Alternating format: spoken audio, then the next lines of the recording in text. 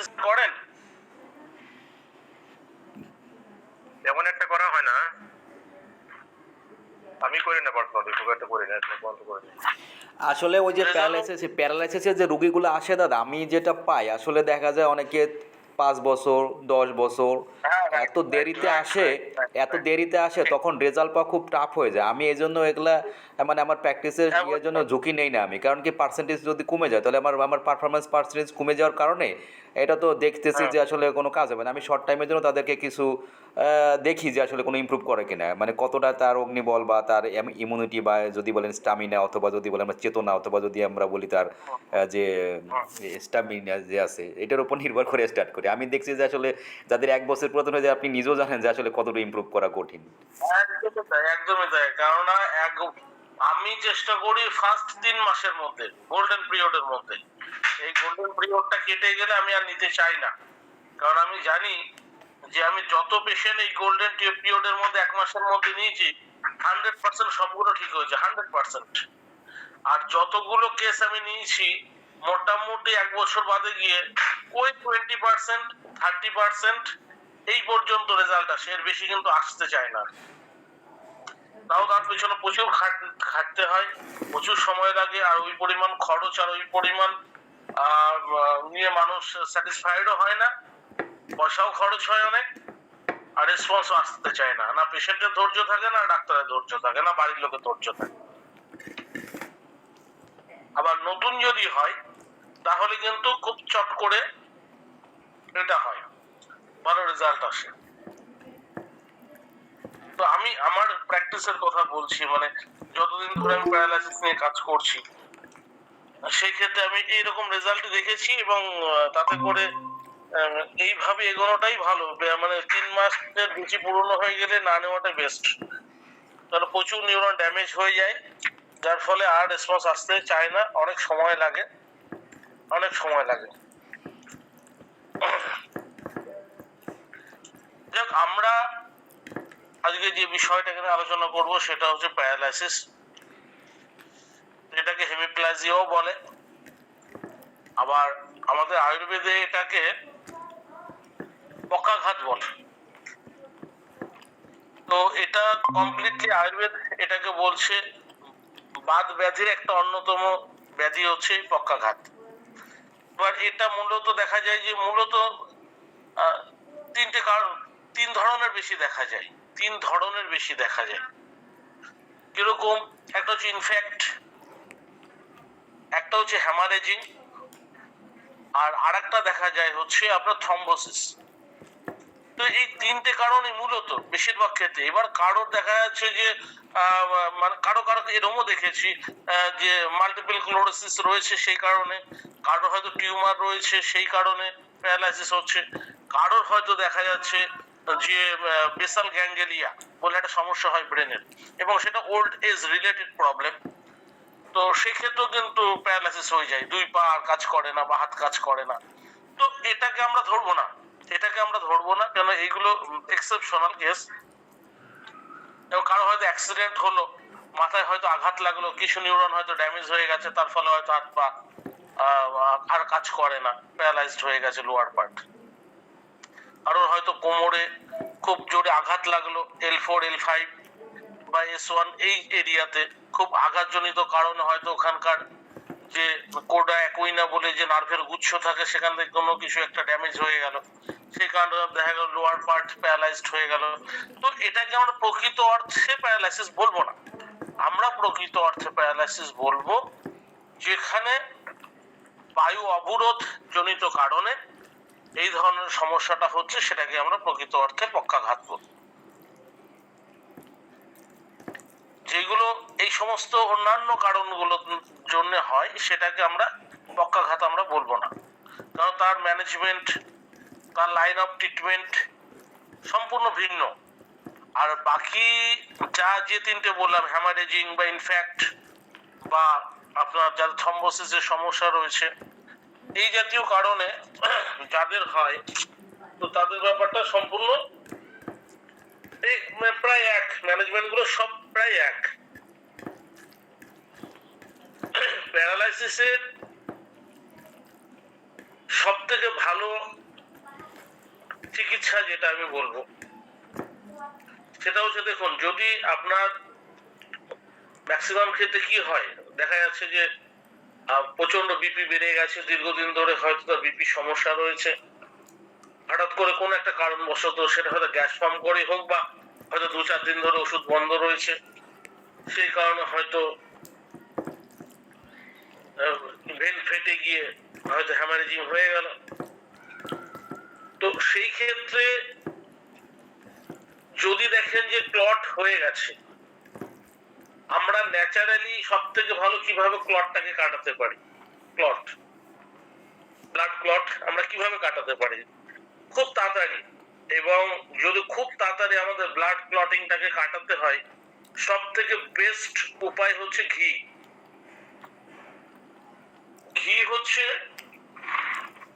সব থেকে ভালো উপায়। বা দেখা যাচ্ছে কারো স্ট্রোক হয়েছে, অজ্ঞান হয়ে গেছে, দেখা গেছে অজ্ঞান হয়ে গেছে, জ্ঞান আর ফিরছে না, এরকম কেসও আপনারা দেখতে পারবেন, বা পাননি কিন্তু আগামীতে হয়তো পাবেন, যে অজ্ঞান হয়ে গেছে 2-4 ঘন্টা বা 6 ঘন্টা হয়তো তার জ্ঞান ফিরছে না। তো সেই ক্ষেত্রে আপনারা কি করবেন? বা কারোর হ্যামারেজিং স্ট্রোক হয়েছে, ব্লাড ক্লট হয়ে গেছে, এমনি আপনাকে তো প্রথম অবস্থায় অ্যালোপ্যাথি ডাক্তারখানা নিয়ে যেতেই হবে, এবং ওনারা কিছু ওষুধ দেন, এবং সেই ওষুধটা নিতে হবে যাতে আর খুব তাড়াতাড়ি ব্রেন সেলগুলো ড্যামেজ না হয়, সেটাকে ঠেকানোর জন্য ওনারা একটা ওষুধ দেন, ক্লট, অ্যান্টি ক্লটিং। তো সেটার পাশাপাশি কিন্তু সম্পূর্ণভাবে ক্লট কাটে না। তো সেটার জন্য আপনাকে কি করতে হবে, সব থেকে ভালো উপায় হচ্ছে দেশি ঘি, দেশি গরুর ঘি আর কি, যদি আপনি তাকে নাকে ড্রপ দিতে পারেন, খুব তাড়াতাড়ি ক্লট গুলো কাটতে থাকে। এবং পাশাপাশি হচ্ছে বিরেচন চিকিৎসা হচ্ছে, আয়ুর্বেদে বলছে যে পক্ষাঘাতের সর্বোত্তম চিকিৎসা হচ্ছে বিরেচন চিকিৎসা। যত ভালো বিরেচন হবে তত ক্লট কাটবে, এবং পুরোনো কেসের ক্ষেত্রেও তাই। যাদের কেস পুরনো হয়ে গেছে, 3 মাস 6 মাস হয়ে গেছে, আপনি যত ভালো বিরেচন করাবেন তত দেখবেন যে পেশেন্ট স্বাভাবিক জায়গায় ফিরে আসছে। এরকম ব্যাপারটা কিন্তু একদম ঠিক। তো একদম যেটা অ্যাকুইট কেস, মানে জাস্ট 1 দিন 2 দিন হয়েছে, হাসপাতাল থেকে ফেরত আসার পরই, হাসপাতালে তো 1 দিন রাখে কি 2 দিন রাখে ম্যাক্সিমাম, তারপর ছেড়ে দেয়। তারপরে আপনি হচ্ছে দেশি গরুর যে ঘি, সেই ঘি আপনি নাকে দিতে থাকেন দিনে 2 বার করে, দেখবেন যে খুব ভালো রেসপন্স পাবেন। ব্লাড ক্লট এটাতে কাটায়। ইভেন যাদের ইনফ্যাক্ট সাময়িকভাবে বায়ু চলাচল বন্ধ হয়ে গিয়ে হয়তো আপনার পক্ষাঘাত হয়েছে, তো সেটার ক্ষেত্রেও কিন্তু যদি আপনি ঘি প্রয়োগ করেন, দেখবেন সাময়িক কারণে অনেকের মুখ বেঁকে যায়, সাময়িক কারণে মুখ বেঁকে যায়, মানে ফেসিয়াল প্যারালাইসিস হয়ে যায়, আপনি ঠিক মতো নাকে ঘি দেন, দেখেন ঠিক হয়ে যাবে। ইনফেক্টের ক্ষেত্রে বলছি। আর থ্রম্বোসিসের ব্যাপারটা একটু ভিন্ন। থ্রম্বোসিসের ব্যাপারটা, ওটা নাকে ঘি দিলে যে থ্রম্বোসিসের কারণে যে প্যারালাইসিস হয় ওটা ঠিক হবে তা নয়, এটার ম্যানেজমেন্টটা একটুখানি আলাদা। যাই হোক, যেটাই হোক, মোটামুটি প্রায় একই রকম, তবে এটার মধ্যে সব থেকে সেরা চিকিৎসা হচ্ছে বিরেচন চিকিৎসা। এই বিরেচন চিকিৎসা যদি ঠিক মতো করা যায়, তাহলে কিন্তু আপনি সব থেকে ভালো রেজাল্ট পাবেন। এবং কিছু ওষুধ আমরা এই ক্ষেত্রে, যেমন ধরুন, তাকে চেষ্টা করি সারা বডি, আমাদের পঞ্চকর্মাতে কি হয়, সারা বডি একটা মালিশ চলে, হ্যাঁ, কিছু স্পেসিফিক কিছু মেডিকেটেড অয়েল আছে, সেইগুলো দিয়ে আমরা একটা মালিশ করি, তারপরে আমরা একটা বাষ্প সেবন দিই। বাষ্প সেবন এদের ক্ষেত্রে খুব দরকারি আর কি। এবং কিছু হার্বো মিনারেলস, কিছু মেডিসিন আছে যেগুলো আমাদেরকে এদের ক্ষেত্রে দিতে হয়, এবং এইগুলো বেশ ভালো কাজ করে এবং রেসপন্স খুব তাড়াতাড়ি আসে। এর মধ্যে আবার অনেকগুলো ক্যাটাগরি থাকে, সেই ক্যাটাগরিগুলোকে যদি বুঝে করা যায়, কিরকম ক্যাটাগরি, দেখা যাচ্ছে যে তার হয়তো হাতের আঙুলগুলো স্টিফ হয়ে গেছে, টেন্ডন বিশেষ করে বেশি স্টিফ, বিশেষ করে টেন্ডন গুলো আরো বেশি স্টিফ হয়ে যায়। তারপর দেখা যাচ্ছে যে তার হয়তো হাত ঠিক আছে, হয়তো পা ঠিক নেই, কারো হয়তো পা ঠিক আছে, হয়তো হাত ঠিক নাই, বা কারো হয়তো অর্ধ সাইড, মানে একটা সাইড, মানে ডান হাত ডান পা কিংবা বা হাত বা পা, এই ব্যাপারটা বেশি দেখা দেয়। তো এইরকম হলেও একরকম সমস্যা তৈরি হয়। তো এটার ক্ষেত্রে সামান্য একটু ট্রিটমেন্ট একটু হেরফের করতে হয়, একটু হেরফের করলে পরে এই ব্যাপারটা ম্যানেজমেন্টে চলে আসে। যদি দেখেন, মানে যদি এবার আমি বলি, যদি দেখেন যে কোনো পেশেন্টের হঠাৎ করে স্ট্রোক হয়েছে, হওয়ার পরে একদম মানে তার জ্ঞান শূন্য, কোন রকম ভাবে আর জ্ঞান ফিরছে না, তো সেই ক্ষেত্রে এই ধরনের একটা ইমার্জেন্সি কারণে, যেখানে হয়তো কাছাকাছি হাসপাতাল নেই বা অনেক দূরে আছে, আপনারা যেহেতু আয়ুর্বেদ বা ইউনানি প্র্যাকটিস করেন, যদি আপনার নলেজে থেকে থাকে, তাহলে কিন্তু আপনি একটা চমক দেখাতে পারবেন। দেখা গেল কারণ 6 ঘন্টা 7 ঘন্টা 8 ঘন্টা 10 ঘন্টা হয়তো সেই ট্রমাতেই রয়েছে, সেই জায়গা থেকে আর ফিরছে না, একদম জ্ঞানহীন। তো এইরকম যদি কখনো কোনো কন্ডিশন দেখেন প্যারালাইসিসের ক্ষেত্রে, তাহলে এই ক্ষেত্রে বৃহৎ বাতচিন্তামণি রস, যোগেন্দ্র রস অথবা রসরাজ রস এবং বাত গজাঙ্কুশ, ঠিক আছে, হয় যোগেন্দ্র অথবা রসরাজ, হয় বাত চিন্তামণি অথবা বাত গজাঙ্কুশ, যে কোনো দুটি, বুঝতে পারলেন? হয় বৃহৎ বাত চিন্তামণি অথবা বাত গজাঙ্কুশ,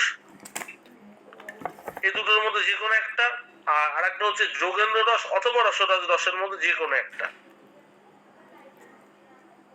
এই ওষুধ দুটো যদি 3 ঘন্টা অন্তর অন্তর যদি আপনি খাওয়াতে পারেন, আদার রস সহ, কাঁচা আদার রস সহ, তাহলে দেখবেন যে কাঁচা আদার রস বা এবং এরন্ড মূলের যে রস, মানে ভ্যারেন্ডার মূল, তার যে রস মধু সহ যদি আপনি খাওয়ান, তাহলে দেখবেন খুব তাড়াতাড়ি তার জ্ঞান ফিরে আসবে। বুঝতে পেরেছেন? এবং অজ্ঞান অবস্থায় ওষুধ এইগুলি কি খাওয়াবো, কিভাবে? ট্যাবলেট না এগুলি? না, ট্যাবলেট আছে, ঠিক আছে, আপনি যখন ওই এরন্ড মূলের রস নিচ্ছেন বা আদার রস নিচ্ছেন, ট্যাবলেটটা ওখানে দিলে ওটা দিয়ে যাবে গলে, আপনি মুখে ঢেলে দেন, ঠিক, আপনি তো দিচ্ছেন খুব বেশি হলে সবকিছু সহ হয়তো 10 ml লিকুইড ফর্মে, বুঝতে পারছেন? জি জি। আপনি যখন আদার রস বা এরন্ড মূলের রসের সঙ্গে যখন, আর এইগুলো তো হয় 125 মিলিগ্রাম সাইজে, এর বেশি তো আপনার হচ্ছে না সাইজ। 125 গ্রাম মানে হচ্ছে একটা মুসুরির ডালের দানার সমান। এটাকে আপনি যদি ওই রসের মধ্যে গুলিয়ে দেন, তাহলে একদম মিশে গেল, এবার আপনি মুখে ঢেলে দেন,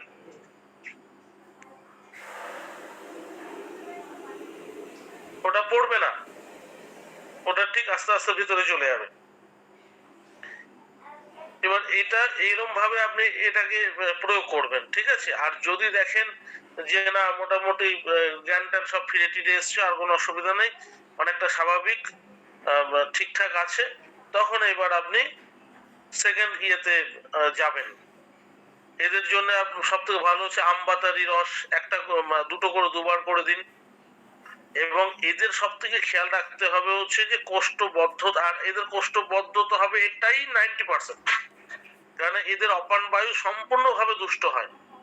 প্যারালাইসিস পেশেন্টের অপান বায়ু সম্পূর্ণভাবে দুষ্ট হয়, যার কারণে এদের 90% কেস দেখবেন যে কনস্টিপেশনের সমস্যা রয়েছে। আর এটাকে যদি আপনাকে ঠিক করতে হয়, তাহলে আপনাকে কিন্তু এক্ষেত্রে সিংহনাথ গুগ্গুল, এই ক্ষেত্রে বৃহৎ সিংহনাথ গুগ্গুল আপনি এনাকে দেবেন। তাহলে এই জাতীয় অপান বায়ু জনিত কারণে যাদের কোষ্ঠবদ্ধতা এবং তার সঙ্গে প্যারালাইসিস রয়েছে, তাহলে কিন্তু খুব ভালো কাজ করে, ভীষণ ভালো কাজ করবে। এবং তার সঙ্গে অন্যান্য ওষুধ হিসাবে আপনি আমবাতারি রস দিন, একাঙ্গবীর রস দিন, এবং তার সঙ্গে যোগেন্দ্র রস, এটা দেবেন, দেখুন ভালো কাজ করবে। যদি দেখেন যে 3 মাস বা 6 মাস পেরিয়ে গেছে, 3 মাস পেরিয়ে গেছে, এই জাতীয় যদি পেশেন্ট হয়, তাহলে এদের যে আঙুলগুলো বেঁকে যায় বা স্টিফ হয়ে যায় টেন্ডন গুলো, আঙুল বা পায়ের আঙুল, সেই ক্ষেত্রে কিন্তু অবশ্যই এই ক্ষেত্রে কুব্জ প্রসারণী তেল দিয়ে মালিশ করাবেন এদেরকে। এবং যে বডির যে সাইডটা যেমন 6 মাস বাদে বা 1 বছর বাদে আপনার কাছে এসছে, দেখবেন মাসেল গুলো প্রচন্ড ঢিলা, বা কিছু কিছু ক্ষেত্রে দেখবেন মাসেল ভীষণ স্টিফ হয়ে গেছে, হাতের মাসেল, পায়ের মাসেল, সেই ক্ষেত্রে কিন্তু মাসবলাদি তেল অথবা মহামাস তেল এটা কিন্তু খুব ভালো কাজ করবে। আর যেগুলো ছোট ছোট জয়েন্ট যেখানে টেন্ডনের উপস্থিতি খুব বেশি, সেই ক্ষেত্রে কিন্তু আপনাকে কুব্জ প্রসারণী তেল কিন্তু খুব ভালো কাজ করবে। এটার মালিশ এবং একটু গরম গরম মালিশ খুব ভালো কাজ করবে। তো এটা দিয়ে করবেন, ভালো রেজাল্ট আসবে। একাঙ্গ রস 2টো করে 2বার, কারণ সবাই বৃহৎ বাদ চিন্তামণি অ্যাফোর্ড করতে পারবে না দামের কারণে। তো যদি করতে পারে তাহলে একটা করে 2বার, আর যদি না পারে তাহলে কিন্তু একাঙ্গবীর রস তাকে মাস্ট। যদি খুব ব্যথা অনুভব হয় যে অঙ্গটা পীড়িত, তাহলে কিন্তু ত্রয়োদশাঙ্গ গুগ্গুল 2টো করে 2বার করে দেবেন, দেখবেন যে ব্যথা কয়েকদিনের মধ্যে কমে গেছে। অনেকের মানে ব্যথা হয়, অনেকের হয় অনেকের হয় না। তো যেখানে ব্যথার অনুভূতি থাকবে, যে অঙ্গটা আক্রান্ত সেখানে ব্যথা ব্যাপারটা রয়ে গেছে, সেক্ষেত্রে কিন্তু ত্রয়োদশাঙ্গ গুগ্গুল খুব ভালো কাজ করে এবং কয়েকদিনের মধ্যে দেখবেন যে ব্যথাটা নেই, আর মিলিয়ে গেছে। একটু ক্রনিক অবস্থা যদি দেখেন, একটু পুরনো ক্রনিক, সেই ক্ষেত্রে কিন্তু তাকে হয় যোগেন্দ্র রস অথবা রসরাজ রস, এই দুটো মধ্যে যে কোনো একটা রাখবেন। এবং তার সঙ্গে যদি একটু আর্থিকভাবে সচ্ছল হয় তাহলে বৃহৎ বাদ চিন্তামণি, এই দুটো ওষুধ কন্টিনিউ চালিয়ে যাবেন, দেখবেন যে পেশেন্ট ভালো রেসপন্স আসছে। কিন্তু অবশ্যই মাথায় রাখবেন যে এদের মূল চিকিৎসাটা হয় হচ্ছে বিরেচন চিকিৎসা। বিরেচন চিকিৎসা হচ্ছে এদের মূল চিকিৎসা, কারণ এই জায়গাটা যদি ঠিক না করেন আপনি, তাহলে কোনো যত ওষুধই খাওয়ান কোনো ওষুধই অতটা সহায়ক হবে না। আর আরেকটা বিষয় হচ্ছে কি, মানে বিশেষ করে এটা আমি বাইরে দেখেছি, বিভিন্ন ইউনিভার্সিটি গুলোতে আমি দেখেছি, সাউথেও দেখেছি, গুজরাটেও দেখেছি, কলকাতাও দেখেছি, জামনগরও দেখেছি। প্রত্যেকটা জায়গায় একটা বিষয় খুব, এরা সবাই একটা জায়গাতে একমত, সেটা হচ্ছে প্রত্যেকে বিরেচন চিকিৎসাটাকে সব থেকে বেশি গুরুত্ব দেয়। আর সকালবেলা এরা কি লাসুন ক্ষীরপাক বলে একটা কাড়া এরা বানিয়ে খাওয়ায়। লাসুন ক্ষীরপাক মানে হচ্ছে 4 থেকে 5 কোয়া রসুন, সেটাকে ভালো করে থেতো করে নিয়ে 1 কাপ দুধ, 3 কাপ জল, 1 কাপ দুধ 3 কাপ জল, এটাকে ভালো করে ফোটায়, ফুটিয়ে যখন 2 কাপ অবশিষ্ট থাকে, তখন সকালবেলা বাসি পেটে ফার্স্ট মর্নিং এ এই লসুন ক্ষীরপাকটা এরা আগে খেতে দেয়। এটা আগে এরা এটা খেতে দেয়, খেতে দেওয়ার পর তারপরে অন্যান্য খাবার দেয়, কিন্তু প্রথম খাবার হচ্ছে এটা। এবং এটা দেওয়ার কিছুক্ষণ বাদে, আধা ঘন্টা বা 1 ঘন্টা বাদে যেটা করতে হয় বা এরা করে সেটা দেখেছি এদের, এবং রেসপন্স খুব ভালো। সেটা হচ্ছে মাসবলাদি পাচানাম। মাসবলাদি পাচানাম বলে একটা পাচন হয়। এই মাসবলাদি পাচানাম খাওয়া প্লাস ইন্টারনাল বস্তি 2 রকমই চলে এটারই। আর এটাই সব থেকে মানে হার্বাল মেডিসিনের মধ্যে এটাই সর্বোত্তম বা সব থেকে সেরা ওষুধ, এর উপরে আর কোনো ওষুধ হয় না।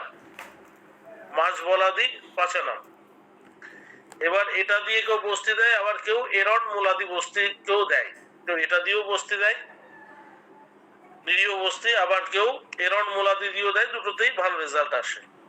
এবং এই যে এরন মুলাদি যে বস্তিটা দেয়, প্রচুর ইউনিভার্সিটি আছে যারা এরন মুলাদিটাকে প্রিফার করে, কেউ মাসবলাদি পাচানামটাকে প্রিফার করে। যাই হোক, এই নিয়ে অনেক মত পার্থক্য আছে, তবে রেজাল্ট দুটোতেই আসে, রেজাল্ট দুটোতেই আসে। তো সেই ক্ষেত্রে আপনি মোটামুটি এরকম ভাবে একটা 21 দিনের হোক বা 16 দিনের হোক বা 8 দিনের হোক, একটা বস্তি কল্পনা আপনি একটা করবেন।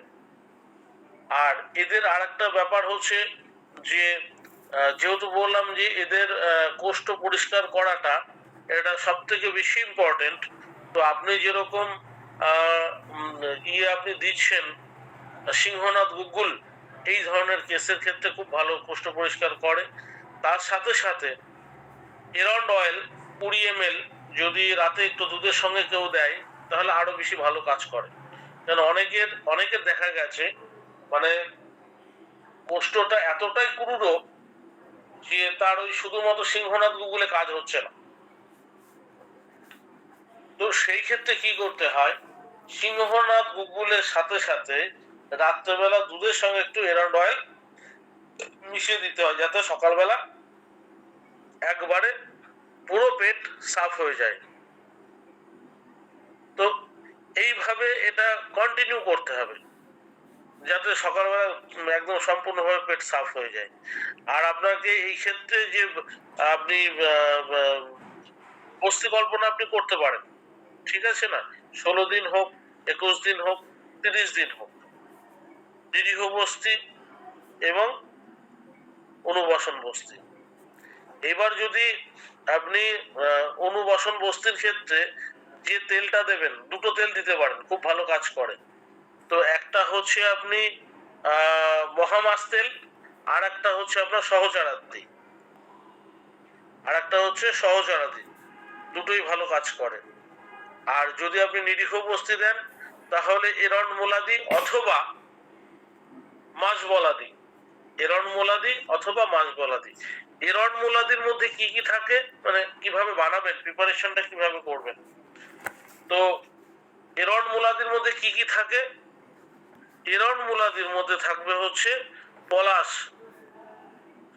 আদা, শালপর্ণি, পিশ্চিক পর্ণি, বৃহতি, কন্টিকারি, গোক্ষুর, রাসনা, অশ্বগন্ধা, অতিবালা, গুরুচি, পুনর্নবা, দেবদারু, এই টোটাল।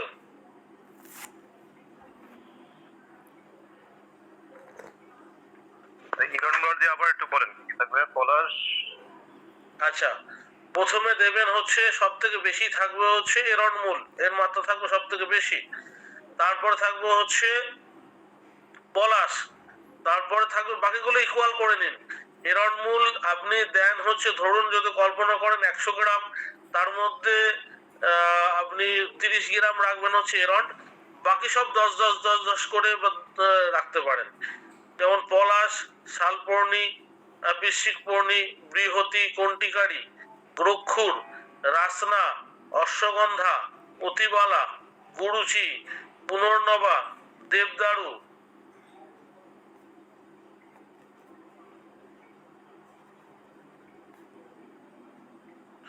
এটা গেল এরন্ড মুলাদি বস্তি, ঠিক আছে। আচ্ছা, মাস বলাদি বস্তিটা একটু বলছি। মাস বলাদি বস্তিটা এত কিছু না, অল্প, তো সেটা একটুখানি লিখে রাখেন তাহলে সুবিধা হবে। মাস বলাদির ক্ষেত্রে কি, মাস বলাদি আবার কিন্তু মানে ইন্টারনাল প্লাস এক্সটার্নাল দুটোর ক্ষেত্রে কাজ করে। মানে আপনি খাওয়ার ওষুধ হিসাবেও সকালবেলা খাওয়াবেন এবং বস্তি কল্পনাতেও এটা দেবেন, সেটা হচ্ছে মাস বলাদি। মাস বলাদিতে থাকবে হচ্ছে বেশি মাত্রায়, যেটা থাকবে সেটা হচ্ছে মাসকলাই। মাসকলাই নাম অনুসারে এটার নাম হচ্ছে মাস বলাদি। তো মাসকলাই থাকবে হচ্ছে বলা মূল, বলা মানে বেড়েলা, বলা মানে হচ্ছে বেড়েলা, মাসকলাই, বেড়েলা, আত্মগুপ্তা, আত্মগুপ্তা মানে হচ্ছে আপনার আলকুশি, আলকুশি থাকবে, অশ্বগন্ধা থাকবে, রাসনা থাকবে, এরন্ড মূল থাকবে, আর একটা থাকবে হচ্ছে আপনার ওটার নাম হচ্ছে অশ্বগন্ধা, তো বলেছি, অশ্বগন্ধা, রাসনা, এরন্ড মূল, হ্যাঁ, আর একটা হচ্ছে গন্ধ তৃণ, গন্ধ তৃণ। এই হচ্ছে 8টা উপাদান থাকবে। আরেকবার রিপিট করছি, একটা হচ্ছে মাসকলাই, আত্মগুপ্তা মানে হচ্ছে আলকুশির বীজ, অশ্বগন্ধা, বেড়েলা বা বলা, রাসনা, গন্ধতৃণ, এরণ্ডমূল এবং অনুপান হিসাবে যেটা যাবে সেটা হচ্ছে 5 গ্রাম সন্দব লবণ এবং 1 গ্রাম হিং। হিং 5 গ্রাম সন্দব লবণ, 1 গ্রাম হিং আর একটুখানি 1 থেকে 2 চামচ মধু। এই হচ্ছে মাসবলাদি পাচন আকারে খাওয়ালেন এবং ইয়ে হিসাবে দেবেন বস্তি কল্পনাতে। হয় এরণ্ডমূলাদি বস্তি দেবেন অথবা মাসবলাদি, দুটোর যে কোনো একটা আপনারা বিবেচনা করে নেবেন যেটা আপনাদের কাছে অ্যাভেলেবেল। যে ইনগ্রেডিয়েন্টস গুলো আপনাদের কাছে, এই ইনগ্রেডিয়েন্টস গুলো প্রতিটা ইউনিভার্সিটি এরা জোগাড় করেই রাখে এবং প্রচুর মাত্রায় নিজেরা এইগুলো সব জোগাড় করে রাখে, প্রচুর মাত্রায় রাখে, কেন এটা এতে লাগেই সব সময়ের জন্য। তো কাজেই ওই প্রথম যে এর আগে আপনাদেরকে আমি বলেছিলাম যে প্রথম 2 দিন আপনারা দেবেন হচ্ছে অনুবাসন বস্তি, তারপর একদিন অনুবাসন একদিন নিরীহ, একদিন অনুবাসন একদিন নিরীহ, একদিন অনুবাসন একদিন নিরীহ, একদম লাস্টে গিয়ে শেষের আগের 2টো দেবেন হচ্ছে অনুবাসন। এই দিয়ে আপনি শেষ করবেন, সেটা 16টা হোক বা 30টা হোক বা 8টা হোক।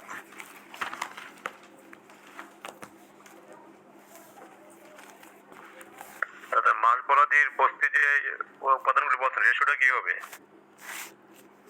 রেশিওটা আমি আপনাকে বলে দিই। ধরুন আপনি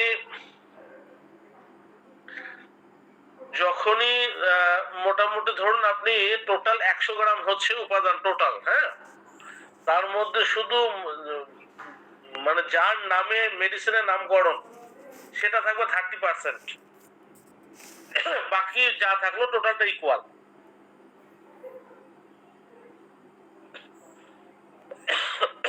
মানে 100 গ্রাম কাড়াকে, কাড়া মানে হচ্ছে দ্রব্যগুণকে আপনি যে পরিমাণ মানে দ্রব্যগুণের যদি শক্ত হয় তাহলে 16 গুণ, না হলে 8 গুণ জল, ধরুন 8 গুণ জলেই আপনি করলেন ওটা মানে কাড়া বানালেন, তাহলে আপনাকে তো রাখতে হবে 200, 1/4 রাখতে হবে যে কোনো কাড়ার ক্ষেত্রে নিয়ম 1/4। তার মানে আপনার দ্রব্যগুণ 100, তার 8 গুণ জল মানে 800। 800টাকে আপনি কমিয়ে আনলেন, মানে একদম যখন কনসেন্ট্রেটেড জায়গাটা চলে আসলো সেটা নামালেন 200। 100 গ্রাম খাইয়ে দিলেন আর 100 গ্রাম আপনি বস্তিতে, 100 গ্রাম যখন বস্তিতে দেবেন তখন কিন্তু এরন্ড তেল কিন্তু তার সমপরিমাণ এরন্ড তেল কিন্তু তার সঙ্গে মিশবে। যখন ইন্টারনাল বস্তি দেবেন, যখন খাবেন তখন কিন্তু না। ইন্টারনাল বস্তি যখন দেবেন তখন কিন্তু আপনাকে ওই মধু যেমন যাবে তেমন এরন্ড তেলও যাবে, এরন্ড তেলটা একটু বেশি মাত্রায় যাবে, তার সঙ্গে সন্দব লবণও যাবে আবার হিংও যাবে।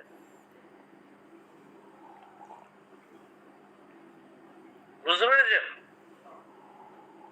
তাহলে এটা কি যে কোনো বস্তির ক্ষেত্রে আমি যে উপাদানটা মেন উপাদানটা সেটা 30% থাকবে আর বাকিগুলি সমপরিমাণ থাকবে নাকি? যার নামে মেডিসিনটার নামকরণ, ঠিক আছে না, যেমন ধরুন এরণ্ডমূলাদি বস্তি, এক্ষেত্রে এরণ্ডমূল থাকবে সব থেকে বেশি 30%, আর বাকি সবাই মিলিয়ে বাকি এই যে 10টা উপাদান সবার সমান মাত্রা হবে, সমান। বাকিগুলো ধরুন 5 গ্রাম 5 গ্রাম 5 গ্রাম করেই হলো, বা 10 গ্রাম 10 গ্রাম 10 গ্রাম করে হলো, ব্যাপারটা এরকম। কিন্তু যার নামে নামকরণ সেটা থাকতে হবে 30% মিনিমাম। জি বুঝতে পারছি। বুঝতে পেরেছেন? জি আচ্ছা, এটা গেল মোটামুটি এটার মানে ম্যানেজমেন্ট, ঠিক আছে। এইবার কিছু কিছু জায়গায় দেখবেন কিছু কিছু কমপ্লিকেটেড কেস থাকবে। কিরকম দেখা যাচ্ছে কারোর কারোর ক্ষেত্রে রিস্টের কিছু কিছু জায়গা একদম শুকিয়ে গেছে, মানে মাসল ভীষণ ভাবে শুকিয়ে গেছে, মাসল শুকিয়ে গেলে তো বোঝা যায় যে একটা নির্দিষ্ট জায়গায় শুকিয়েছে, বাকি পুরো বডিতে নয়। হয়তো পুরো হাতটা আক্রান্ত, কিন্তু দেখা যাচ্ছে যে শুধুমাত্র তার এই রিস্ট জয়েন্ট তার নিচে থেকে, মানে রিস্টের ঠিক নিচের অংশটা শুকিয়ে গেছে একদম, এবং সেখানে সেন্সও ভীষণ কম, সেন্সও নেই। অন্যান্য ক্ষেত্রে তাও সেন্স থাকে অন্তত, সেক্ষেত্রে সেন্সও নেই এবং প্রচন্ড ড্রাই স্কিন এবং মাসলগুলো শুকাতে শুরু করেছে। যদি এইরকম কন্ডিশন দেখেন, হংস বলাদি বলে একটা তেল পাওয়া যায় বা ঘি পাওয়া যায়। হংস বলাদি মানে যেটা হাঁস, মানে ওই রাজহাঁস বা পাতি হাঁস এর মাংস থেকে হয়। তো এই হংসাদি ঘৃত বা তেল যেটাই হোক না কেন, এটা দিয়ে যদি আপনি ওই জায়গাটাকে মালিশ করেন, দেখবেন খুব তাড়াতাড়ি ওই শুষ্ক জায়গা বা শুকিয়ে যাওয়া মাসল আবার পুনরায় ডেভেলপ করছে।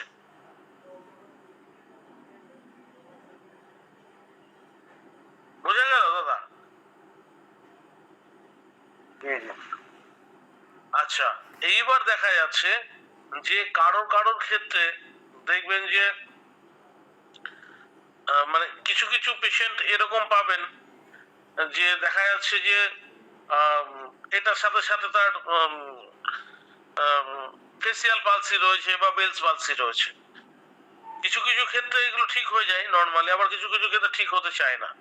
তাহলে আপনি বেলস পালসি বা যদি করেন, তবে সেই ক্ষেত্রে কিন্তু সব থেকে সেরা ওষুধ, বেলস পালসির সব থেকে যদি সেরা ওষুধ বলি, সেটা হচ্ছে আপনার যদি বাটার মানে হচ্ছে মাখন, যদি মাখন 4-5টা রসুনের দানার সঙ্গে থেতো করে যদি ভেজে খাওয়া যায় প্রতিদিন সকালে 2বার, সকালে এবং সন্ধ্যায়, তাহলে তার কিন্তু ফেসিয়াল পালসিটা দেখবেন খুব তাড়াতাড়ি ঠিক হয়ে গেছে কয়েকদিনের মধ্যে। বোঝা গেল? আর হচ্ছে কি করতে হবে, হয় মহামাস তেল বা মাস বলাদি যে তেল আছে সেই তেল দিয়ে আপনাকে একটুখানি মাসাজ করতে হবে, ব্যাস। এই দুটো যদি করতে পারেন দেখবেন আপনার ফেসিয়াল প্যারালাইসিস ঠিক হয়ে গেছে। যদি অনেক ক্রনিক হয় তারপরে হয়তো আকুপাংচারের প্রয়োজন পড়ে, সেক্ষেত্রে ভালো রেসপন্স আসে। সেই ক্ষেত্রে আপনার বৃদ্ধকর্মার প্রয়োজন পড়ে, অগ্নিকর্মার প্রয়োজন পড়ে, সেটা অনেক ক্রনিক কেসে হয়। কিন্তু যেগুলো খুব অল্প দিনকার কেস, তা তো শুধুমাত্র আমি নিজে দেখেছি, শুধু রসুনের সঙ্গে আর আপনার হচ্ছে বাটার, মানে যেটাকে বাটারই তো বলে, হ্যাঁ মাখন বাংলায়। তো ওটা যদি ঘিয়ে ভেজে 2বার করে খাওয়ানো যায়, ওটাই হচ্ছে মেন ওষুধ। তো তাহলে দেখবেন যে ফেসিয়াল পালসিটা ঠিক হয়ে গেছে খুব তাড়াতাড়ি। এবং মেসেজ করতে হবে যে কোনো দুটো তেল দিয়ে, হয় মাস বলাদি অথবা মহামাস, তাহলে দেখবেন যে এই ব্যাপারটা মোটামুটি ঠিক হয়ে গেছে। বুঝতে পেরেছেন? এইবার এর পরেও কিছু ব্যতিক্রমী জিনিস দেখুন, সব ক্ষেত্রে ট্রিটমেন্ট, যত ট্রিটমেন্টের মধ্যে ঢুকবেন তত এর ভ্যারিয়াস যে দিকগুলো হয়, হ্যাঁ, মানে যা কিছু আমরা কমন জানি তারপরও কিছু ভ্যারিয়াস দিকগুলো থাকে। তো সেই ক্ষেত্রে এটা যত প্র্যাকটিস করবেন তত আপনার নলেজের মধ্যে আসবে, যত প্র্যাকটিস করবেন তত নলেজের মধ্যে আসবে। তো আপনাদের এই প্যারালাইসিস ম্যানেজমেন্টের ক্ষেত্রে আপনাদের অভিজ্ঞতা যদি একটুখানি আমাকে শেয়ার করেন তাহলে একটু ভালো লাগতো। একটুখানি আপনারা যদি বলেন যে আপনারা কিভাবে করেন এটা।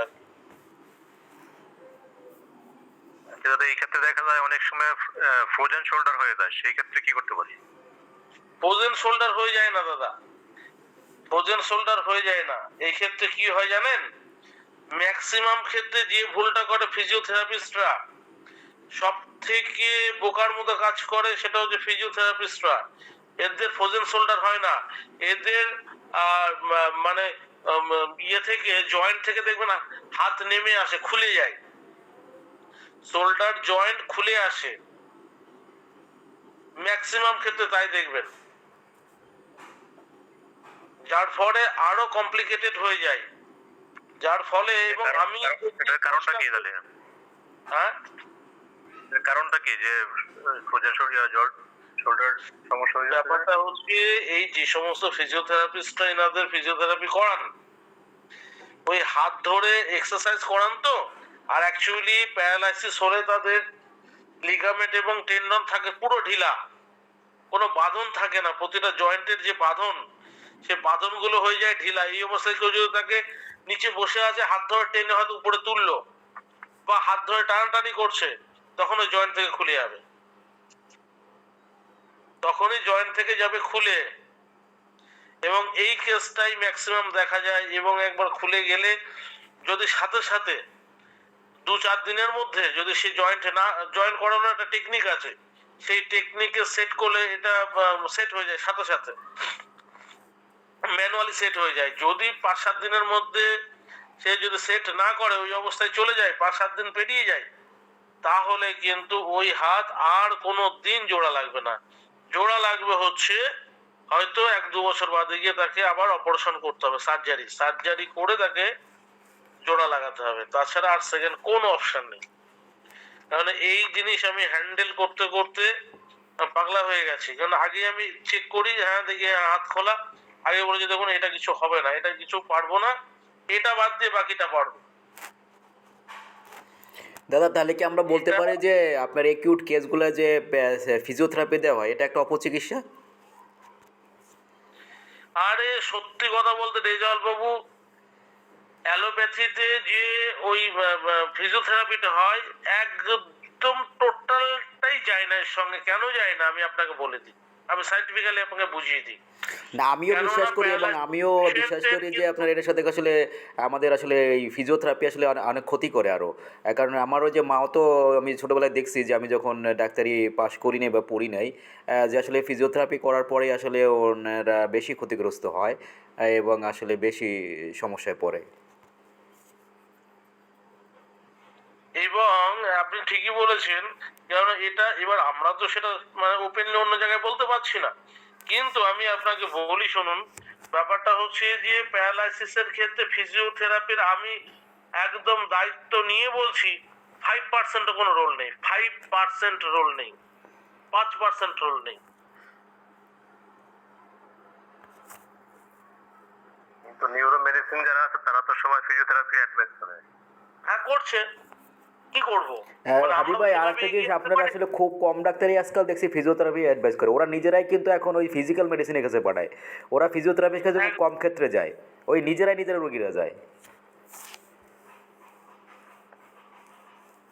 সেটাই বলছি যে কারণ এরা আরো এমন ক্ষতি করে দেয়, হাত পা ধরে এমন টানাটানি করে যে একদম সব জয়েন্ট গুলো যায় খুলে। এটারে একদম বলা যায় মরার উপর খরার গার মতো বলা যায়। হ্যাঁ, তো এদের তো প্রপার ট্রিটমেন্ট এদের হয় না। আর অ্যালোপ্যাথিতে এর কোনো ট্রিটমেন্ট নেই। এরা বলে প্রথমে জাস্ট ক্লটিংটা কাটি বলে যান আপনার এবার কন্টিনিউ ফিজিওথেরাপি করান, ব্যাস অ্যাডভাইস দিয়ে দিল।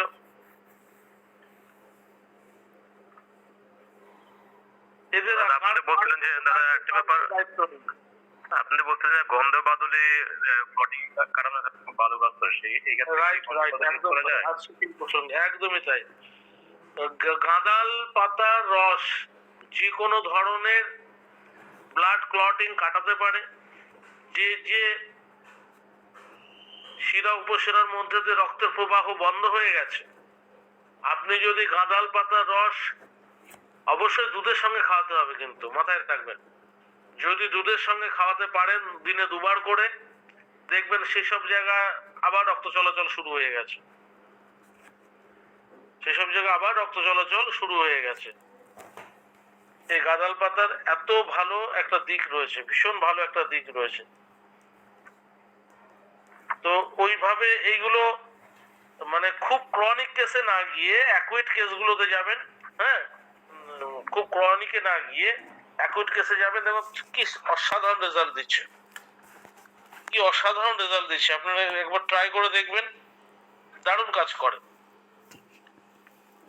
এই ট্রিটমেন্ট প্রোটোকল কি আপনার হেমোরেজিক স্ট্রোকের ক্ষেত্রে ভালো কাজ করবে নাকি ইসকেমিকের ক্ষেত্রে ভালো কাজ করবে? যে প্রোটোকলটা বলছেন সেটা আরেকবার বলেন দাদা। যে ট্রিটমেন্ট প্রোটোকলটা দিয়েছেন আপনি, সেটা কি হেমোরেজিক স্ট্রোকের ক্ষেত্রে নাকি ইসকেমিক স্ট্রোকের ক্ষেত্রে ভালো কাজ করবে? দুটোতে ইকুয়াল। ইভেন আপনার যাদের ধরুন থ্রম্বোসিসের কারণে হয় তাদের ক্ষেত্রেও কাজ করবে। তবে থ্রম্বোসিসের ক্ষেত্রে একটু আলাদা করে একটু হার্টের চিকিৎসা মানে মানে হার্টটাকে আরো বেশি শক্তিশালী করতে হবে, হার্টটাকে একটু শক্তিশালী করতে হবে। আর এবং হার্টটাকে শক্তিশালী করার সব থেকে সেরা মেডিসিন হচ্ছে যোগেন্দ্র রস। যে কোনো দুর্বল হার্টকে খুব সবল করে দেবে, সেটা হচ্ছে যোগেন্দ্র রস। বুঝা গেল? কেননা যাদের দেখবেন থ্রম্বোসিস হয় তাদের কিছু না হলেও দেখবেন তার হিস্ট্রি শুনে দেখবেন যে 5 বার স্ট্রোক হয়ে গেছে, 6 বার স্ট্রোক হয়ে গেছে, 8 বার স্ট্রোক হয়ে গেছে, 10 বার স্ট্রোক হয়ে গেছে। সাময়িকভাবে বায়ু চলাচল বন্ধ হয়, যার ফলে ব্লাড সার্কুলেশন ব্রেনে পৌঁছায় না, চট করে অক্সিজেনের অভাবে একটা স্ট্রোক মেরে দেয়। কিন্তু সাথে সাথে মারা যায় না, এরা অনেকবার স্ট্রোক হয় এদের, কিন্তু এরা সাথে সাথে মারা যায় না। কিন্তু হ্যাঁ, কিছু সেল ড্যামেজ হয় ব্রেনের, এটা ঠিক। সেই ক্ষেত্রে যদি আপনি হার্টটাকে একটুখানি স্ট্রং করতে পারেন, ঠিক আছে না, তাহলে দেখবেন যে, এবং হার্টটাকে একটু স্ট্রং করতে হবে, যোগেন্দ্র রস খাওয়াতে হবে। পাশাপাশি হচ্ছে গরম জলে মধু, গরম জলে মধু দিনে 2 বার করে খাবে, আর সবাসন করবে দিনে 2 বার।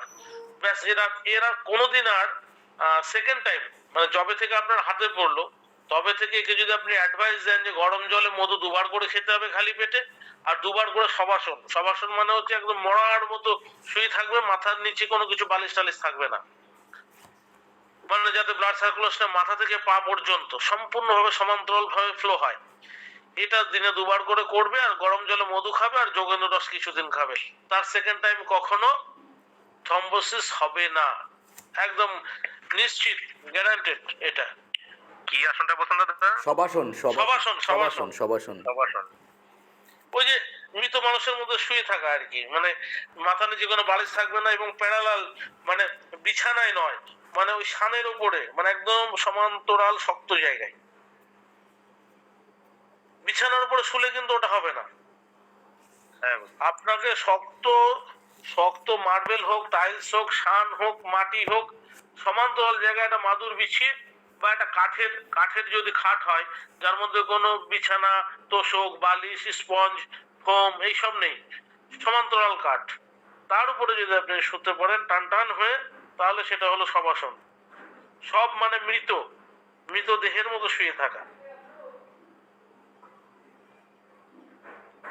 যোগেন্দ্র রসটা কি পরিমাণ নিতে হবে?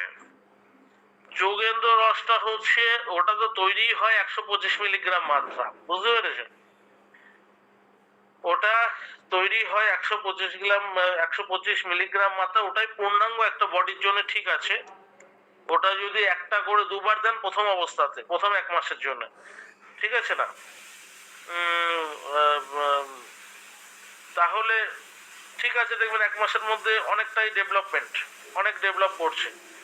এবং তারপরের মাসে গিয়ে আপনি একটা করে দিন, তারপরের মাসে গিয়ে একটা করে দিন, বা কারোর ক্ষেত্রে 2 মাস পর পর 2টো করে গেল, তারপরের মাস থেকে একটা করে শুরু হলে মাস 3 খেলে পড়ে।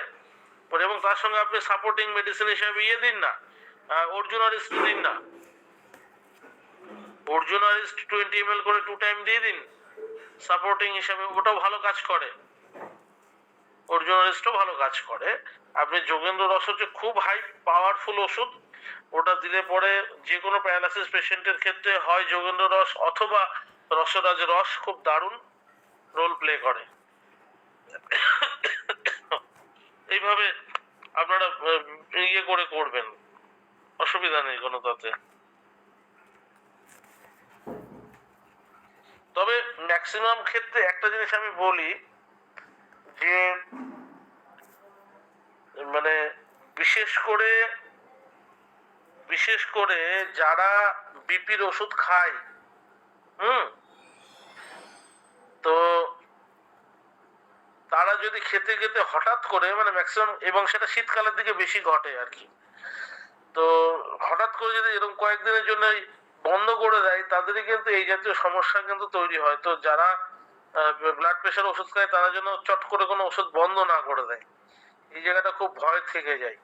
আর কিছু কিছু ক্ষেত্রে কার্ডিওভাস্কুলার ডিসঅর্ডার থাকে এটার পেছনে কারণ ওল্ড এজে এই ব্যাপারটা দেখা যায়, ওল্ড এজে এই ব্যাপারটা সব থেকে বেশি দেখা যায়, এবং সেটা শীতকালে বেশি হয়। কেন শীতকালে জানবেন হচ্ছে যে কোনো বাত ব্যাধি বৃদ্ধি পায় হচ্ছে শীতকালে আর বর্ষাকালে, যে কোনো বাত ব্যাধি বৃদ্ধি পায় শীতকাল এবং বর্ষাকালে, এই ব্যাপারটা কিন্তু বেশি হয়। তো সুতরাং সেটাকে এইভাবে বিশ্লেষণ করে এভাবে করতে হবে। এবং তার সাথে সাথে আমি আপনাদের একটা বিষয় আমি বলি, সেটা হচ্ছে যে যখনই ট্রিটমেন্ট শুরু করবেন, বিরেচন মাথায় রাখবেন যে বিরেচন চিকিৎসাটা হচ্ছে মূল। বারবার বলছি, বিরেচন চিকিৎসা হচ্ছে সব থেকে সেরা চিকিৎসা। ওই কোষ্ঠের দিকে নজর বেশি দিতে হবে, কারণ এদের ক্ষেত্রে অপান বায়ু দৃষ্টি সব থেকে বেশি থাকে। তো সেই ক্ষেত্রে যাতে কোষ্ঠটা পরিষ্কার হয় এবং অনুলোমন হয় কোষ্ঠের, তো সেদিকে খেয়াল রাখতে হবে সবার আগে। এবং তার সঙ্গে সঙ্গে যেটা করতে হবে, মানে রোগের ধরন, রোগের টাইপ, রোগীর বয়স, রোগী কোন প্রকৃতি, এই অনুযায়ী যদি আপনারা একটুখানি মেডিসিন সিলেকশন করতে পারেন, তাহলে পরে কিন্তু আরো ভালো কাজ করে। বুঝতে পেরেছেন তো? সেই ক্ষেত্রে করতে পারলে আরো ভালো কাজ করতে পারে। মানে কিরকম একটা উদাহরণ দিলে আপনারা হয়তো ব্যাপারটা বুঝতে পারবেন। সেটা হচ্ছে, যাদের ধরুন মানে কি বলি আর কি, বিশেষ করে যারা একটু বায়ু প্রকৃতির লোক, তার সঙ্গে সঙ্গে হাইপার টেনশন আছে, এবং তার সঙ্গে সঙ্গে দেখা যাচ্ছে যে ইয়ে রয়েছে, এটাকে বলা হয় আপার মোটর নিউরন লেসন, ঠিক আছে, বা ডাইসুরিয়া, এই জাতীয় সমস্যা রয়েছে। এই জাতীয় যদি মানুষ বুঝতে পারেন যে পেশেন্টটা এই টাইপ, এই ধরনের, সেই ক্ষেত্রে বৃহৎ বাত চিন্তামণি রস খুব ভালো কাজ করে। বুঝতে পেরেছেন তো? আবার যেমন ধরুন একাঙ্গবীর রস, এই একাঙ্গবীর রসটা কাদের ক্ষেত্রে খুব ভালো, মানে একদম মানে এক্স্যাক্টলি একদম মিলে যাবে কাদের ক্ষেত্রে, সেটা হচ্ছে দেখা যাচ্ছে যে যাদের থ্রম্বোসিসের কারণে পক্ষাঘাত হয়েছে, তাদের ক্ষেত্রে দেখবেন একাঙ্গবীর রস দারুণ কাজ করছে, আর অন্য কোনো মেডিসিন লাগবে না। ঠিক আছে? তারপরে যাদের দেখবেন যে নর্মোটেনশন সমস্যা রয়েছে, সেই কারণে যাদের নর্মোটেনশনটা মানে কিরকম, দেখবেন যে কিছু মানুষ হয় যে ভীষণ ভাবে দুর্বল মানসিকতা, মানে সে মানুষটার মানসিকতা ভীষণ দুর্বল প্রকৃতি, সবসময় একটা রুগ্ন রুগ্ন ভাব, এই ধরনের মানুষ পাবেন। একটু রুগ্ন প্রকৃতির মানুষ, এরাও প্যারালাইসিসে আক্রান্ত হয়। তো এদের ক্ষেত্রেও কিন্তু একাঙ্গবীর রসটা কিন্তু খুব ভালো কাজ করে। আবার যাদের বেলস পালসি আছে, বেলস পালসির ক্ষেত্রে কিন্তু একাঙ্গবীর রসটা খুব ভালো কাজ করে। এবং যাদের দেখবেন যে হাইপার টেনশন আছে, প্রচুর প্রচুর হাইপার টেনশন, পিত্ত প্রকৃতির মানুষ, এবং তার সঙ্গে হাইপার টেনশন আছে প্রচুর, পিত্ত প্রকৃতির মানুষ হতে হবে। তো সেই ক্ষেত্রে দেখবেন যে সুৎশেখর রস 125 মিলিগ্রাম মাত্রায় 2 বার দেবেন। তার সঙ্গে আপনি বাতগজাঙ্কুশ এটা দেবেন, দেখবেন যে খুব ভালো কাজ করছে। আবার দেখবেন যে কিছু কিছু কেস আছে যে ভীষণ ক্রনিক, 6 মাস আপ, সেটা হতে পারে, সেটা হচ্ছে আপনার ইয়ের কারণে, দেখা যায় হ্যামারেজিং বা থ্রম্বোসিস, বা আপনার ইনফ্যাক্ট, যাই হোক ক্রনিক। সেই ক্ষেত্রে কিন্তু ক্রনিক কেসের ক্ষেত্রে কিন্তু মল্ল সিন্দুর ভালো কাজ করে। মল্ল সিন্দুর এটা মানে ওই বৃহৎ বাত চিন্তামণির মতোই প্রিপারেশন, একটু ভিন্ন ইনগ্রেডিয়েন্টস, একটু সামান্য একটু ভিন্ন। বুঝতে পেরেছেন? মল্ল সিন্দুর। তারপরে আরেকটা ওষুধ ভালো কাজ করে, সেটা হচ্ছে রসরাজ রস। তবে রসরাজ রসের ক্ষেত্রে একটা জিনিস দেখবেন যে যাদের দেখবেন পালস রেট ঠিক নেই, এবং যাদের দেখবেন হার্টের রিদিম ঠিক নেই, যাদের ইসিজি রিপোর্ট ঠিক নেই, ঠিক আছে, তো সেই ক্ষেত্রে আপনি রসরাজ রসটাকে ইউজ করবেন। এবং কারোর হয়তো একটু কম্পন আছে, কথা বলার ক্ষেত্রে হয়তো মুখ কাঁপছে, হাত পা একটু কাঁপছে, একটু বোঝা যাচ্ছে একটু নিউরোলজিক্যাল কন্ডিশন রয়েছে, একটু কম্পন জাতীয় ব্যাপার রয়েছে, অথবা একটু সাইকোলজিক্যাল ডিসঅর্ডার আছে, কখন কি বলছে নিজেই ভুলে যাচ্ছে, কখন হয়তো প্রলাপ বকছে, এই জাতীয় কেস যেখানে দেখবেন সেই ক্ষেত্রে কিন্তু আপনারা রসরাজ রসটাকে প্রয়োগ করবেন অন্য ওষুধের সঙ্গে, মানে সেটা হতে পারে আপনার বাতগজাঙ্কুশ, হতে পারে বৃহৎ বাত চিন্তামণি, যে কোনো রেখে আপনি সেক্ষেত্রে হয়তো যোগেন্দ্র রস বা রসরাজ রসকে রাখলেন না, সেই ক্ষেত্রে সরি সে হয়তো মল্ল সিন্দুর বা যোগেন্দ্র রসকে রাখলেন না, সেই ক্ষেত্রে আপনি রসরাজ রসকে রাখলেন, যেখানে নিউরোলজিক্যাল কন্ডিশন, সাইকোলজিক্যাল কন্ডিশন, এই ব্যাপারটা যেখানে একটু বেশি দেখবেন, সেই ক্ষেত্রে দেখবেন যে এই ব্যাপারটা আছে। আর যেটা একদম পিওর বাতজ, একদম পিওর বাতজ, হ্যাঁ কফজ নয়, বাতজ। কফ অ্যাকচুয়ালি দেখবেন যে পিত্ত সব থেকে বেশি হচ্ছে পিত্তজ প্রকৃতির মানুষেরই এই হ্যামারেজিং স্ট্রোকটা হয়। যত হ্যামারেজিং স্ট্রোক হয় তার মধ্যে 85% হচ্ছে পিত্তজ। আর যত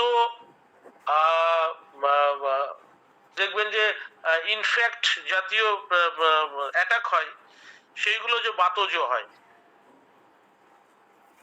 সেইগুলো ম্যাক্সিমামটাই বাতজ, ম্যাক্সিমামটা। আর থ্রম্বোসিসের ম্যাক্সিমামটাই হচ্ছে কফজ।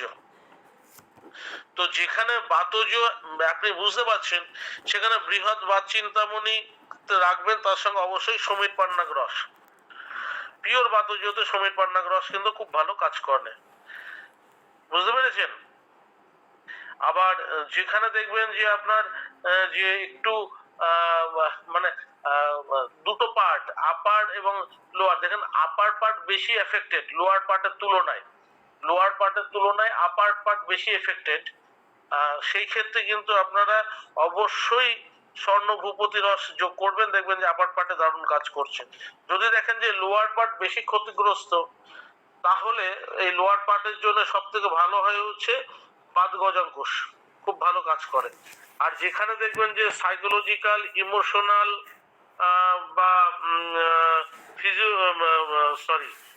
সাইকোলজিক্যাল এবং ইমোশনাল, তার সঙ্গে ডিপ্রেশন, তার সঙ্গে ভুল বকা, প্রোল্যাপ, এইগুলো একটু বেশি মাত্রায়, এইগুলো একটু বেশি মাত্রায়, কাউকে হয়তো ঠিক মতো চিনতে পারছে না, হ্যাঁ এই জাতীয় সমস্যা যেখানে বেশি থাকবে, সেক্ষেত্রে ওই বৃহৎ বাত চিন্তামণির সঙ্গে, কেন এইগুলো কিন্তু টোটালি বাতজ ব্যাধির মধ্যে পড়ে, তো বিশেষ যে কোনো রকম সাইকোলজিক্যাল ডিসঅর্ডার, তো সেক্ষেত্রে আপনারা কিন্তু ওই ইয়েটা দিতে পারেন, ওই রসরাজ রসের সঙ্গে ওই বাতকুলান্তক।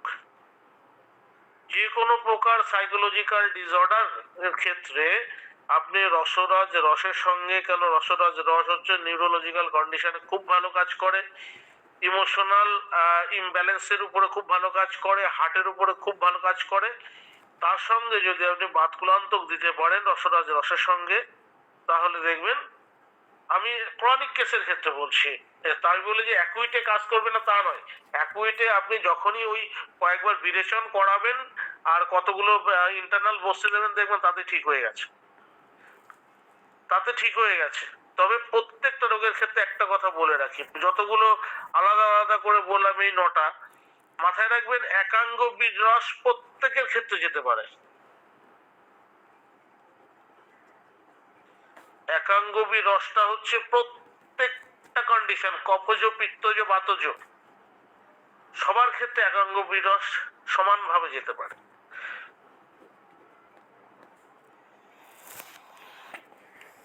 এতটুকু বোঝা গেল?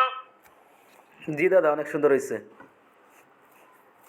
আচ্ছা, এই হচ্ছে ব্যাপার। আমারও এখানে আর নতুন করে কিছু বলা নেই, মোটামুটি যা বলার মোটামুটি হয়েছে।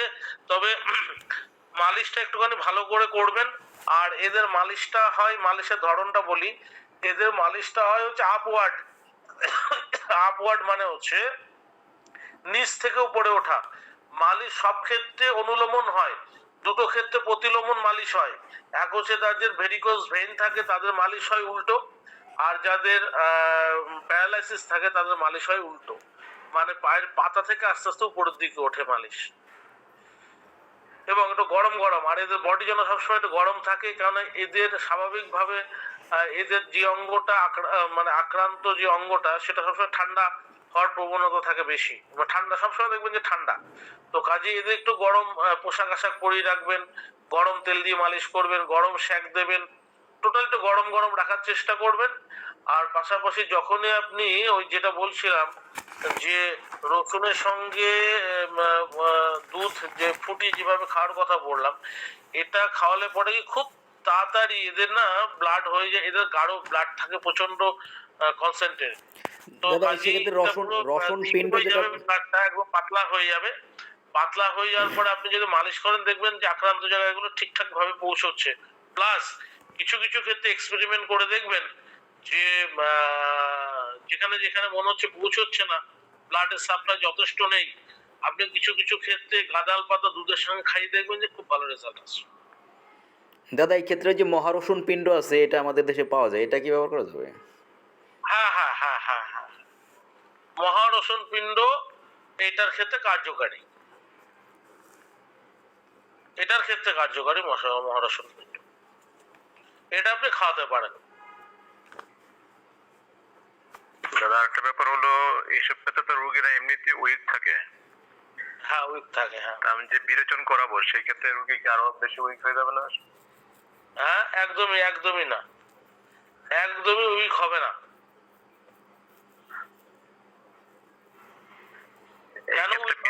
এই ক্ষেত্রে বিরেচনের রুলটা কি আসলে? এই ক্ষেত্রে দেখুন অ্যাকচুয়ালি পক্ষাঘাতে কি হয়, অপান বায়ুটা দুষ্ট হয়ে যায়। অপান বায়ুর অবস্থান হচ্ছে কোষ্ঠে, কোষ্ঠের উপরে অপান বায়ুর অবস্থান।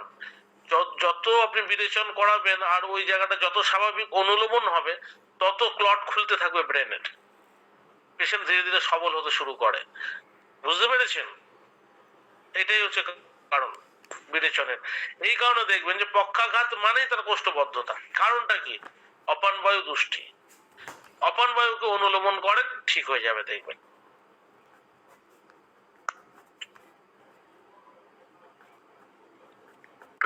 নরমালি ওই ইয়াটা ক্লিয়ার হয় না, আপনার কোষ্ঠ ক্লিয়ার হয় না, সেই ক্ষেত্রে কি করা যায়? যাদের নরমালি সমস্যা হয় এরকম সবসময় সমস্যা থাকে যে ধরনের পেশেন্টের,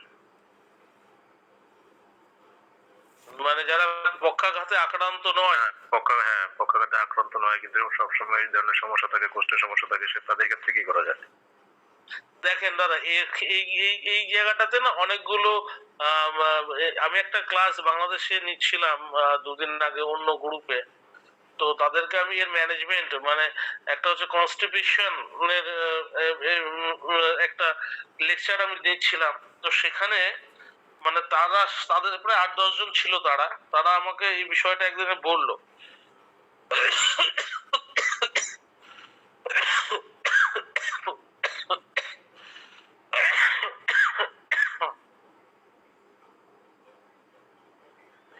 একটা হয় হচ্ছে কোষ্ঠবদ্ধতা, আর একটা হয় হচ্ছে কোষ্ঠল্পতা, আর একটা হয় হচ্ছে ক্রনিক কনস্টিপেশন, মানে যেটাকে বলে বদ্ধমূল। বদ্ধমূল মানে এমন পেশেন্টও পাবেন 4 দিন 5 দিন 7 দিন বাদে একদিন পায়খানা হয়, এরকম পেশেন্টও পাওয়া যায়। এইরকম পেশেন্ট পাওয়া মানে মাথায় রাখতে হবে এর বায়ু এতটাই বিকৃত হয়ে গেছে, এর বায়ুকে ব্যালেন্স করার চিকিৎসাই হচ্ছে ক্রনিক কনস্টিপেশনের মূল সমাধান। এই ক্ষেত্রে আপনি বিচার করতে যাবেন না, এই ক্ষেত্রে কাজ করবে না।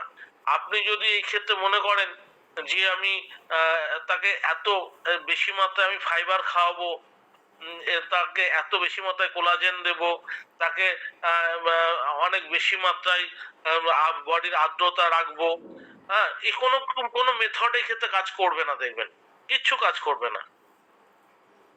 আপনি সবগুলো 8 চামচ 10 চামচ খাইয়ে দিন, তাও কাজ করবে না। মানে তার সমস্যাটা কিন্তু ফাইবারের নয় যে তার সেলুলোজ কম পড়ছে, এটা নয় কিন্তু। এই ক্ষেত্রে তার পায়খানা একেবারে হতে চাচ্ছে না অনেকদিন ধরে, আপনি বায়ু বিকৃতির চিকিৎসা করেন, দেখেন পায়খানা স্বাভাবিক হয়ে গেছে। বায়ু বিকৃতির চিকিৎসা করেন, কারণ আপনি যত উগ্র বিরেচক জোলাপ খাওয়াবেন, ওই সোনাপাতা মিশ্রিত বা আমাদের আয়ুর্বেদে একটা ওষুধ আছে খুব ধন্বন্তরী, মানে ধন্বন্তরী মানে কি, মানে খাওয়ানোর সাথে সাথে একদম ইচ্ছাবেদী রস, যত, হ্যাঁ ইচ্ছাবেদী রস, হ্যাঁ ইচ্ছাবেদী রস, তো একদম পুরো ভেদন করে দেবে। তো এই রকম খাওয়ালে কিন্তু প্রবলেম দিনকে দিন আরো বাড়বে, প্রবলেম তো সলভ হবেই না, উল্টে বিভিন্ন রকম অসুবিধার মধ্যে আপনারা পড়ে যাবেন। তখন আর কোনো রকম ভাবে এটা করতে, যদি এই পেশেন্টটা ঠিক করতে হয়, আমি বলছি আপনি লিখে রাখুন, লেখেন কি করতে হবে, ম্যানেজমেন্ট বলে দিচ্ছি। বলেন। একে সকালবেলা উঠে প্রথমেই সিদ্ধ মকরদশ দেন, একটুখানি বাটার কিংবা মধু সঙ্গে মেরে, সিদ্ধ মকরধ্বজ সকালবেলা একদম এমটি স্টমাকে। তারপরে দুপুর বেলা দেন হচ্ছে ভাস্কর লবণ 1 চামচ, বিকাল বেলা দেন বৃহৎ বাতচিন্তামণি, এবং রাত্রে খাওয়া দাওয়ার পরে দেন অবিপত্তিকর চূর্ণ। শুধু এই সিস্টেমটা ফলো করুন। এই যে বৃহৎ বাতচিন্তামণি, এই বৃহৎ বাতচিন্তামণি বায়ুটাকে ব্যালেন্স করে আনবে। দাদা ওই যে আমরা অনেক সময় যে কোষ্ঠশুদ্ধি মোদক বা এই যে যে আপনার আছে যে এগুলাতে কাজ করবে, কোষ্ঠশুদ্ধি মোদক আমরা যেটা দিই। কোষ্ঠ শুদ্ধি মোদক হচ্ছে যাদের কিরকম জান তো, কাজ অবশ্যই করবে, করবে না এটা বলছি না, কাজ অবশ্যই করবে। তো যাদের ক্রনিক নয়, এই মাঝে মধ্যে একটু সমস্যা দেখা দেয়, সেই সব ক্ষেত্রে কাজ তারপরে যে করবে। সৌভাগ্য হ্যাঁ শুন্ঠি মোদক একটা আছে, এটাও কিছুটা কাজ করে হয়তো, সৌভাগ্য শুন্ঠি মোদক। হ্যাঁ হ্যাঁ কাজ করবে। তবে কিছু কিছু পেশেন্ট আছে যাদের লিভারের দোষের কারণে হয়, লিভারের দোষের কারণে হয়। তবে সব থেকে আমি একটা কথা বলবো রেজাল বাবু, এটা আমার অভিজ্ঞতায় আমি একটা জিনিস দেখেছি, এই সবাই চটজলদি রেজাল্ট দেওয়ার কম্পিটিশনে পড়ে আছে, বুঝতে পেরেছেন তো? হুম হুম। কে কত চটজলদি রেজাল্ট দিতে পারে পেশেন্টকে। আর পেশেন্ট এমনই পেশেন্ট যে এখন খাবো তো আমার এক্ষুনি চাই, মানে সকালবেলা উঠে। এবার ব্যাপারটা কি হচ্ছে জানেন তো, প্রতিটা ল্যাক্সেটিভ প্রোডাক্টে সোনা পাতার ব্যবহার এবং তেউড়ির ব্যবহার এত বেশি পরিমাণে হচ্ছে, যার ফলে কি খাদ্যদ্রব্যকে পরিপাক হতে দিচ্ছে না। এইগুলো সব ভেদক। এর এর গুণাগুণ হচ্ছে কি, এদের গুণাগুণ হচ্ছে ভেদক। কৃষ্ণ তেউড়ি, তেউড়ি, সোনা পাতা, এরা যে ভেদকের কাজ করে, মানে জোরপূর্বক ঠেলে বাইরে বার করে দেবে, এবং তাতে বারবার পেটে পাক দেবে, মলের সঙ্গে মিউকাস আসবে, প্রচুর পেট মোচড় দেবে, এমন ভাবে ভেদন করবে যে আপনার এতে একটা সময় বাদে প্রথমত তো হ্যাবিচুয়েটেড হবেনি, সেকেন্ড হচ্ছে যে একদম ক্রনিক কনস্টিপেশনে এরা পরিণত হয় এবং বিভিন্ন বাত ব্যাধিতে আক্রান্ত হয়। তো এদের অ্যাকচুয়ালি ট্রিটমেন্টটাই হওয়া উচিত একটু ভিন্ন। এই সোনা পাতার ব্যবহার না করে, সোনা পাতা ছাড়াও প্রচুর দ্রব্য আয়ুর্বেদে আছে, যেইগুলো হচ্ছে, যেমন খুব কিছু জিনিস আছে মল সংগ্রাহক, মলকে একত্রিত করবে, চারিদিক থেকে টেনে টুনে এনে এক এক জায়গায়। কিছু আছে নিঃসারক, এইবার যেগুলো একত্রিত করছে এবং তার সঙ্গে নিঃসারক যা কিছু আছে, এই দুটোকে মিশ্রণ যদি আমরা করে দিই, অটোমেটিক্যালি পায়খানা পরিষ্কার হয়ে যাবে এবং যথেষ্ট কোয়ান্টিটিতে।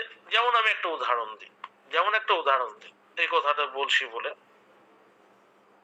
ইসবগুল খেলেও ভালো পায়খানা হয়।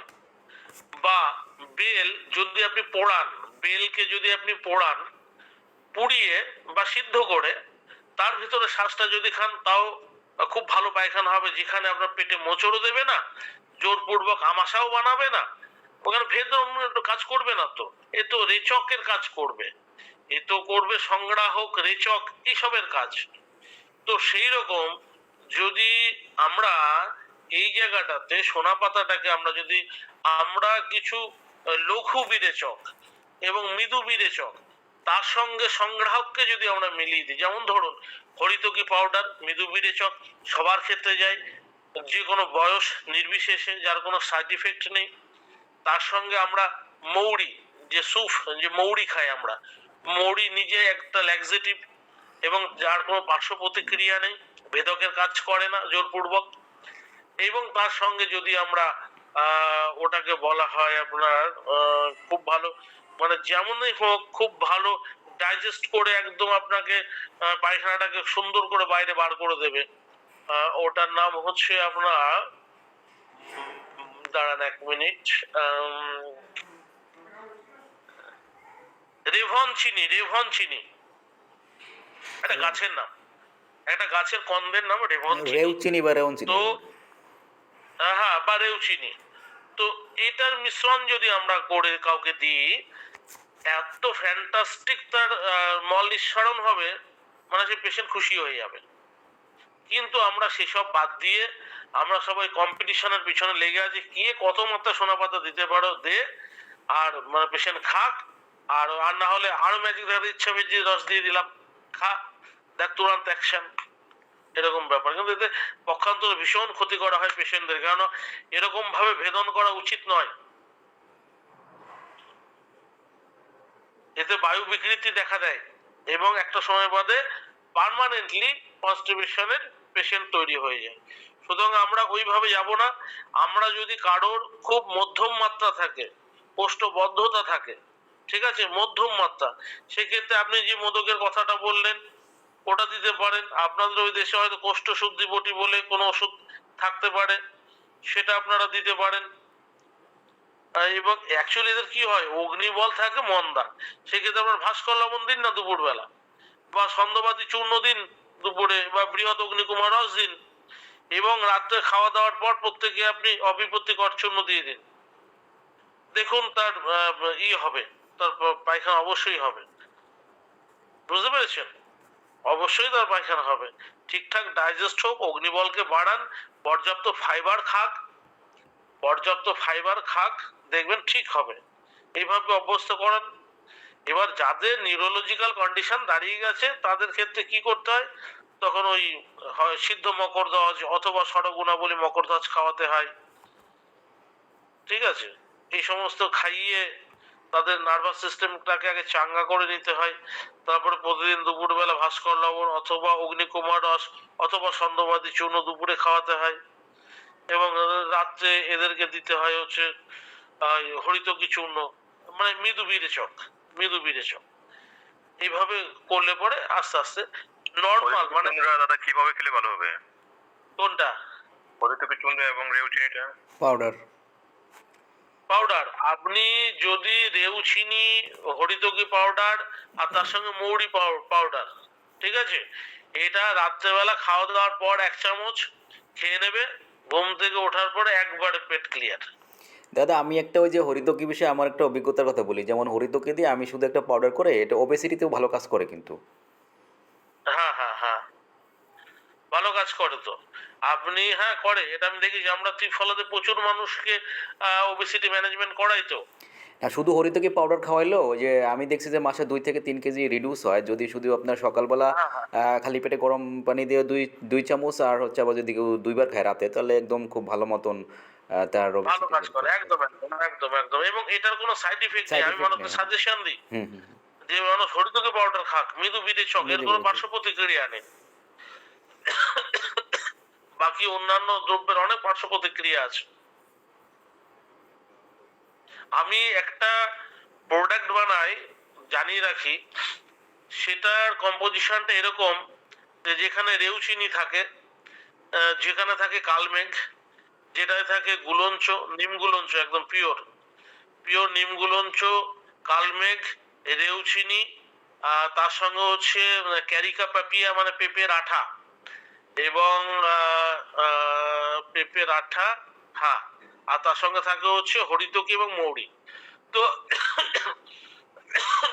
এই দিয়ে আমি ওষুধটা বানাই, এবং এই ওষুধটা মানুষ যারাই খায় তাদের লিভারের কারণে কনস্টিপেশন হোক, বা নিউরোলজিক্যাল ডিসঅর্ডারের কারণে হোক, বা ইনডাইজেশনের কারণে হোক, অগ্নিমন্দার কারণে হোক, টোটালটা রিকভার করে, ভালো মানুষ খুশি হয়।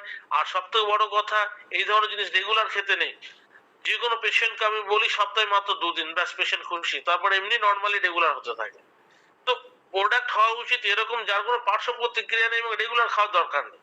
আমি 2 দিন খাবো, বাকি 5 দিন এমনি হবে, এই জাতীয় হওয়া উচিত, যা লিভারের প্রবলেমটাকেও সলভ করবে, ইনডাইজেশন প্রবলেমও সলভ করবে, আবার ইনপুট আউটপুট দুটোই ঠিক রাখবে, কোনো প্রেশার দেওয়া লাগবে না। এরকম হওয়া উচিত প্রোডাক্টের কোয়ালিটি। আটাটা দাদা কিভাবে ইউজ করতে হবে? ওই যে ওর সঙ্গে মিশিয়ে আমি তো পেঁপের আঠা পাউডার ফর্মে কিনে আনি কলকাতা থেকে, এক্সট্রাক্ট পাওয়া যায়, বোঝা গেল? তো ওটা আমরা কিনে আনি ওটার সঙ্গে মিশাই আর কি। কারণ এতে কি হয়, মানে অনেকের লিভারের সমস্যা বা অন্যান্য আরো কিছু ইনডাইজেশন রিলেটেড প্রবলেম, এখানে এটা তো নিজেই তো একটা এনজাইম, পেঁপের আঠা নিজে হচ্ছে এনজাইম ভীষণ মাত্রায় আর কি। তো একবারে টোটাল ব্যাপারটা কভার করে দেয়, মানে এনজাইমের ঘাটতি পূরণ করে দেয়, আবার প্রপার ডাইজেস্ট হয়ে যায়, এবং মানে যা কিছু খেলেন সেটা কমপ্লিট ডাইজেস্ট হলো, তারপরে পুরো মল আকারে বেরিয়ে গেল, এবং উইদিন 6 to 8 hours, মানে এর গুণাগুণ এরকম 6 থেকে 8 ঘন্টার মধ্যেই আপনাকে পায়খানা যেতে হবে, এর বেশি সময় নেবে না এই ধরনের কম্পোজিশন। দাদা আমার মনে হয় যে আজকে যথেষ্ট হয়েছে, একটার মধ্যে আরেকটা ঢুকে গেছে, আমরা চাইছিলাম যে একটা থাকার জন্য, আমাদের হাদি ভাই আবার একটা মধ্যে ঢুকে দিয়েছে। কথা প্রসঙ্গ ঠিক আছে, চলুন তাহলে, শুভরাত্রি প্রত্যেকে, প্রত্যেকে ভালো থাকবেন। নেক্সট শনিবারে আবার সবার সঙ্গে দেখা হচ্ছে, ঠিক আছে?